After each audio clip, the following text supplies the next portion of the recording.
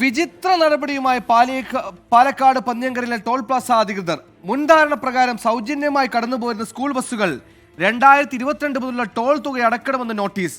പലിശയടക്കം ചേർത്ത് തിരിച്ചു നൽകണം, അല്ലാത്ത പക്ഷം നിയമ നടപടി നേരിടേണ്ടി വരുമെന്നാണ് ബസ് ഉടമകൾക്ക് ലഭിച്ച വക്കീൽ നോട്ടീസിൽ പറയുന്നത്. 4 ലക്ഷം രൂപ വരെ തിരിച്ചടക്കണമെന്നാണ് പലർക്കും ലഭിച്ച വക്കീൽ നോട്ടീസ്.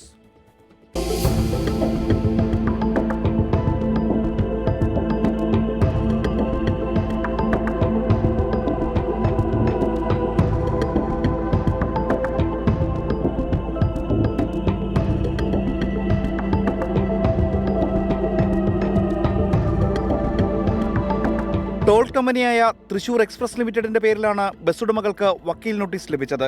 30ഓളം വാഹന ഉടമകൾക്ക് നോട്ടീസ് ലഭിച്ചതായാണ് വിവരം.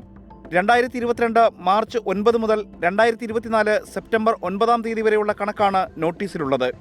1 ലക്ഷം രൂപ മുതൽ 4 ലക്ഷം രൂപ വരെ 12% പലിശയും ചേർത്ത് 15 ദിവസത്തിനകം അടയ്ക്കണമെന്നാണ് നിർദ്ദേശം. അടയ്ക്കാത്ത പക്ഷം ക്രിമിനൽ നടപടി നേരിടേണ്ടി വരുമെന്നും നോട്ടീസിലുണ്ട്. സ്കൂൾ ബസ്സുകൾക്ക് ചരിത്രത്തിൽ ഒരിടത്തും പറഞ്ഞു കേട്ടിട്ടില്ല ടോൾ പിരിക്കണമെന്ന്. വേറെ ഒരിടത്തും ഇല്ല. ഇവിടെ നമ്മുടെ കേരളത്തിലാണെങ്കിലും ഇവിടെ പന്ന്യങ്കര മാത്രമേ പറഞ്ഞിരുന്നുള്ളൂ ടോൾ വേണമെന്ന്. വേറെ ഒരിടത്തും ഇല്ല. നാളിതുവരെ സ്കൂൾ വാഹനങ്ങളും സ്വകാര്യ വാഹനങ്ങളും ഫ്രീ സർവീസായിട്ടാണ് പോയിക്കൊണ്ടിരുന്നത്. ടോൾ കൊടുക്കാതെയാണ് പോയിക്കൊണ്ടിരുന്നത്. ഓരോ വണ്ടിക്കും 1 ലക്ഷത്തിൽ പരമായിട്ട് 1 ലക്ഷം, 2 ലക്ഷം, 2.5 ലക്ഷം രൂപ വരെയുള്ള പലിശ സഹിതമുള്ള ഒരു ഫൈനാണ് അവിടെ ഈടാക്കിയിരിക്കുന്നത്. ഭീമമായ തുകയടയ്ക്കാൻ ബസ് വിൽക്കുകയല്ലാതെ മറ്റു വഴികളില്ലെന്ന് ബസ് ഉടമകൾ.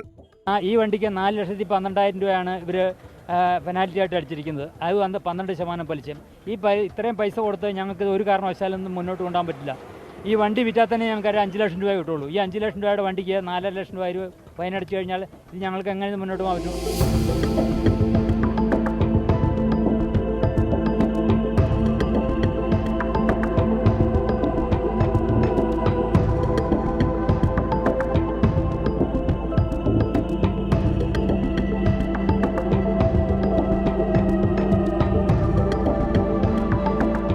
നേരത്തെ മന്ത്രിതലത്തിൽ നടത്തിയ ചർച്ചയിൽ സ്കൂൾ ബസ്സുകളെ ടോൾ പിരിവിൽ നിന്ന് ഒഴിവാക്കിയിരുന്നു.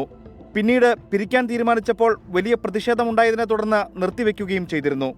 വർഷങ്ങൾക്ക് മുൻപേ പന്ന്യങ്കരയിൽ സ്കൂൾ ബസ്സുകൾക്ക് സൗജന്യ യാത്ര അനുവദിക്കപ്പെട്ടിട്ടുള്ളതാണ്.